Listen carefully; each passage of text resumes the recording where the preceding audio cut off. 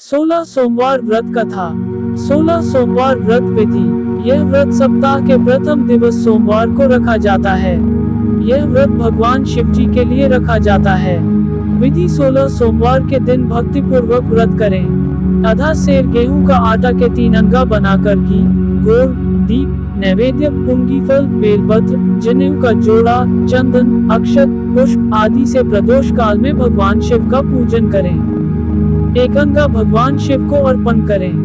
2 अंगाओं को प्रसाद स्वरूप बांटें और स्वयं भी ग्रहण करें। 17वें सोमवार के दिन पाव भर गेहूं के आटे की बाटी बनाकर घी और गुड़ बनाकर चूरमा बनाएं, भोग लगाकर उपस्थित लोगों में प्रसाद बांटें। 16 सोमवार व्रत कथा। पहला अध्याय। पृथ्वी पर भ्रमण की इच्छा से भगवान शिव और पार्वती जी अमरावती नगर में पहुँचे। वन उपवन और सुंदर भवनों को देखकर भगवान शिव को अमरावती नगर बहुत अच्छा लगा।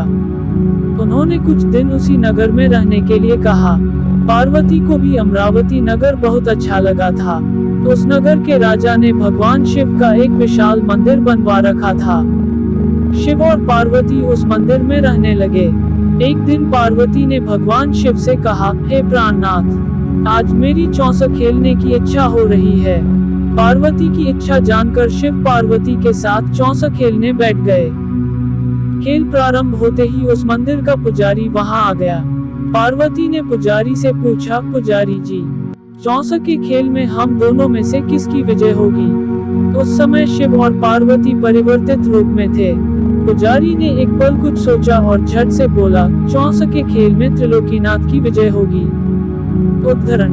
ये कहकर पुजारी पूजा पाठ में लग गया। कुछ देर बाद चौसक में शिव जी की पराजय हुई और पार्वती जी जीत गयी। पार्वती जी ने ब्राह्मण पुजारी के मिथ्या वचन से रुष्ट होकर उसे कोढ़ी हो जाने का शाप दे दिया। शिव और पार्वती उस मंदिर से कैलाश पर्वत लौट गए। पार्वती के शाप से कुछ ही देर में ब्राह्मण पुजारी का सारा शरीर कोढ़ से भर गया। नगर की स्त्री पुरुष उस पुजारी की परछाई से भी दूर दूर रहने लगे। कुछ लोगों ने राजा से पुजारी के कोढ़ी हो जाने की शिकायत की तो राजा ने किसी पाप के कारण पुजारी के कोढ़ी हो जाने का विचार कर उसे मंदिर से निकलवा दिया। उसकी जगह दूसरे ब्राह्मण को पुजारी बना दिया। कोढ़ी पुजारी मंदिर के बाहर बैठकर भिक्षा मांगने लगा। कई दिन बाद स्वर्गलोक की कुछ अप्सराएं उस मंदिर में भगवान शिव की पूजा करने आई। कोढ़ी पुजारी पर उनको बहुत दया आई। उन्होंने पुजारी से उस भयंकर कोढ़ के बारे में पूछा। पुजारी ने उन्हें भगवान शिव और पार्वती जी के चौसक खेलने और पार्वती जी के शाप देने की सारी कहानी सुनाई। शाप की कहानी सुनकर अप्सराओं ने पुजारी से कहा कि तुम 16 सोमवार का विधिवत व्रत करो। तुम्हारे सभी कष्ट, रोग, विकार शीघ्र नष्ट हो जाएंगे। पुजारी द्वारा पूजन विधि पूछने पर अप्सराओं ने कहा, सोमवार के दिन सूर्योदय से पहले उठकर स्नान आदि से निवृत्त होकर स्वच्छ वस्त्र पहनकर आधा सेर गेहूं का आटा लेकर उसके 3 अंग बनाना। फिर घी का दीपक जलाकर गुड़, नैवेद्य, बेलपत्र, चंदन, अक्षत, फूल, पुंगी फल, जनेऊ का जोड़ा लेकर प्रदोष काल में भगवान शिव की पूजा अर्चना करना। पूजा के बाद 3 अंगों में 1 अंग भगवान शिव को अर्पण करके शेष 2 अंगों को भगवान का प्रसाद मानकर वहां उपस्थित स्त्री, पुरुषों और बच्चों को बांट देना। इस तरह व्रत करते हुए जब 16 सोमवार बीत जाएं तो 17वें सोमवार को 1 पाव आटे की बाटी बनाकर उसमें घी और गुड़ मिलाकर चूरमा बनाना। फिर भगवान शिव को भोग लगाकर वहां उपस्थित स्त्री, पुरुष और बच्चों को प्रसाद बांट देना। इस तरह 16 सोमवार व्रत करने और व्रत कथा सुनने से भगवान शिव तुम्हारे कोढ़ को नष्ट करके तुम्हारी सभी मनोकामनाएं पूरी कर देंगे। इतना कहकर अप्सराएं स्वर्गलोक को चली गईं। पुजारी ने अप्सराओं के कथनानुसार विधिवत 16 सोमवार का व्रत किया। फलस्वरूप भगवान शिव की अनुकंपा से उसका कोढ़ नष्ट हो गया। राजा ने उसे फिर मंदिर का पुजारी बना दिया। मंदिर में भगवान शिव की पूजा करता हुआ ब्राह्मण पुजारी आनंद से जीवन व्यतीत करने लगा। कुछ दिनों बाद पुनः पृथ्वी का भ्रमण करते हुए भगवान शिव और पार्वती उस मंदिर में पधारे। स्वस्थ पुजारी को देखकर पार्वती ने आश्चर्य से उसके रोग मुक्त होने का कारण पूछा तो पुजारी ने उन्हें 16 सोमवार व्रत करने की सारी कथा सुनाई। दूसरा अध्याय। पार्वती जी भी व्रत की बात सुनकर बहुत प्रसन्न हुई और उन्होंने पुजारी से इसकी विधि पूछकर स्वयं 16 सोमवार का व्रत प्रारंभ किया।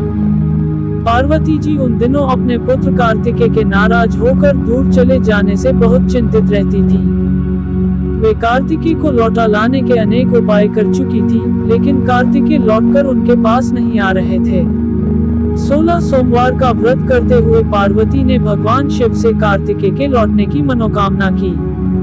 व्रत समापन के तीसरे दिन सचमुच कार्तिकेय वापस लौट आए।